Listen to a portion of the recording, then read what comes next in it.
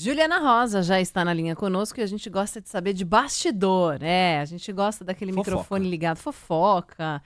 Na verdade, são informações privilegiadas. O famoso, tem uma fonte que me disse, fontes disseram, em relação a esse anúncio ou a demora para o anúncio do pacote, o pacote do corte de gastos, né, Ju? E bastidor a gente sabe que é com você. Boa tarde. Tudo bom, Débora? Boa tarde para você, para o Sandro, boa tarde para o nosso ouvinte. Olha, eu conversei com uma fonte de governo de que me disse o seguinte: o presidente Lula ele foi orientado a deixar o anúncio do corte de gastos que já estaria pronto para depois da reunião do G20. Isso porque ele foi orientado dizendo que poderia gerar protestos de professores e policiais em um momento onde o presidente Lula recebe autoridades no Rio de Janeiro. Então, quando a fonte fala que poderia gerar protestos de professores, por exemplo, a gente pode imaginar que vai ter mudanças que vão afetar a educação. Principalmente, o que se espera, Débora, Sandro, nesse momento, é que o governo mude a regra do Fundeb, que é o Fundo de Desenvolvimento da Educação Básica. Hoje, 30% do que se gasta no Fundo de Educação Básica, ele está dentro das regras que limitam o crescimento das despesas. E a ideia é que aumente, então, esse percentual do Fundeb dentro das regras que limite o crescimento. Com isso, o ritmo de crescimento dessas despesas, ele seria menor. Então, tem essa expectativa, é claro que principalmente professores universitários, já que o tema é sensível para os 3 níveis de educação, mas principalmente a universidade pode ter um impacto maior em termos de redução do ritmo de crescimento. Continua crescendo, mas num ritmo de crescimento menor do que se tem hoje na educação. Uma outra questão que também está dentro aí das discussões, falando em educação, é a expectativa de que hoje o crescimento dos gastos em educação e saúde, eles têm uma outra regra de crescimento, eles não acompanham aquele limite de até 2,5% de crescimento de gasto acima da inflação, que é o que vale hoje para todos os gastos, com exceção de saúde e educação. Eles crescem mais, eles estão vinculados ao crescimento de arrecadação.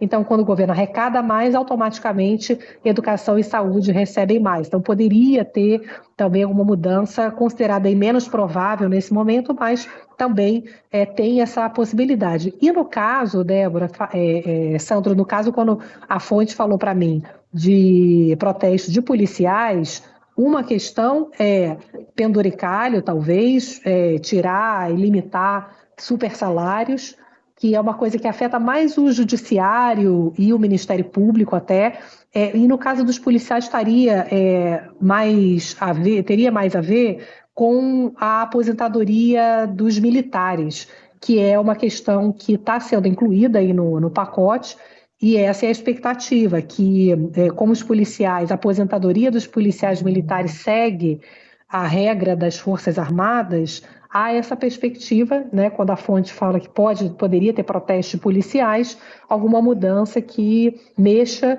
na regra de aposentadoria hoje das Forças Armadas, que afetaria os policiais militares também.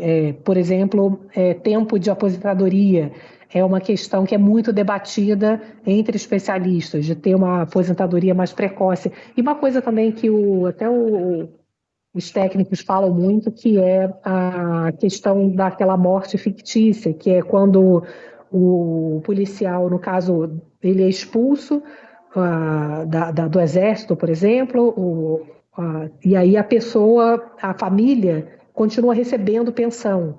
Então já tinha essa discussão também, se o policial expulso da corporação, ele perde o direito à pensão. Então a gente está aí acompanhando todo esse debate ainda, porque as perspectivas continuam piorando de inflação. Hoje, de novo, o Banco Central divulgou aquela pesquisa com o mercado financeiro, prevendo mais inflação e mais juros também para o Brasil a partir do ano que vem. A perspectiva que o governo tem é, anunciando esse pacote, que possa trazer uma confiança maior no equilíbrio fiscal, isso possa apaziguar o dólar, as perspectivas de inflação e de juros também. Então, seguimos aí nessa novela interminável, Débora, Sandra, e do pacote fiscal. Ô Ju, deixa eu te fazer duas perguntas. Primeiro, data esquece, né? Nenhuma cravada ainda. Data não, mas pelo que eu senti na conversa, Sandro, com essa fonte, já está tudo fechado realmente. O Haddad até falou, né, nesse fim de semana, a uma rede de TV na CNBC que faltava incluir os detalhes dos militares, mas pelo que eu apurei já está fechado e só não foi anunciado antes dessa reunião do G20 porque esse temor de protestos. Então, imagina-se novamente, né, que a data seria aí entre terça e quarta-feira, né, que é quando acaba aí o evento e o governo poderia anunciar. Agora, ficar empurrando com a barriga além dessa semana aí vai gerar um estresse desnecessário, né? Pelo que se eles falam que o pacote está pronto, qual é outro motivo de adiamento, né?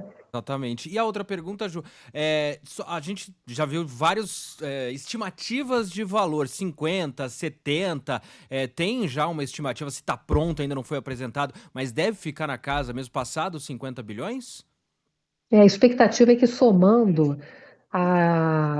os cortes que vão fazer efeito em 2026 e 2027, porque é isso, tem coisas que vão fazendo efeito ao longo do tempo, né? Somaria em torno de 70 bilhões em 2 anos. Em 2026, em torno de 30 bi, e mais 2027, mais uns 40 bi. O que os economistas da XP, por exemplo, falam é que nos próximos 10 anos os efeitos podem chegar perto de 150 bilhões. Então, por exemplo, mudar a regra do salário mínimo. O salário mínimo, ele hoje tem uma regra que ele sobe, levando em consideração a inflação do ano anterior e o PIB de 2 anos antes. Então, fazendo com que a regra do salário mínimo seja com crescimento, assim como todas as outras despesas, que é até 2,5% acima da inflação, isso vai fazer com que o governo comece a reduzir o ritmo de gasto de uma série de benefícios, porque o salário mínimo é referência de benefícios previdenciários, assistenciais, o seguro-desemprego, o abono salarial. A regra do abono salarial também é uma questão que vai mexer muito ao longo do tempo. Hoje, quem recebe até 2 salários mínimos com carteira assinada tem uma espécie de 14º salário. O governo quer mudar essa regra para focar nos mais pobres, até 1 salário, por exemplo.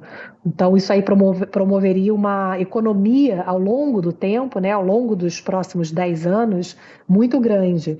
Então, tem aí uma expectativa grande, viu, Sandro? Aí em torno de 30 bi, talvez, aí para 2026, já faria efeito. Parece que é muito longe, a gente está em 2024, né? Por que isso aí vai fazer tanta diferença? Porque quando a gente fala de dívida pública, muito mais importante do que parar de crescer a dívida agora, nesse momento, é você ter uma previsão. O que acontece é que, com a regra de gasto como está hoje, você não consegue fazer a dívida do Brasil parar de crescer nem daqui a 10 anos. Ela explode, vai acima de 90%. Então, ter uma regra onde mostre que, aos poucos, o crescimento dessa dívida ele vai se estabilizando, isso é um termômetro importante de confiança no Brasil, né? Ele tem uma regra, ele tem um plano para que em algum momento a dívida do país ela não exploda. Então é muito mais olhando assim ao longo do tempo que se dá esse convencimento de confiança, credibilidade, e isso faz imediatamente hoje, né? Mesmo que a medida só faça efeito daqui a alguns anos, hoje já você vê que você tem um plano crível, um plano que as pessoas confiam, e isso já faz hoje o dólar ceder, a inflação ficar menor, o juro também. Então, por isso que é importante olhar para frente e ter essa confiança de que é uma regra sustentável e que vai segurar o crescimento explosivo da dívida do país. Muito bem, vamos acompanhar então a gente segue observando aí, aguardando as cenas dos próximos capítulos. Juliana Rosa, que volta a conversar com a gente amanhã no Band News no meio do dia, e hoje o Entre Nós a partir das 2 da tarde. Valeu, Ju! Um beijo!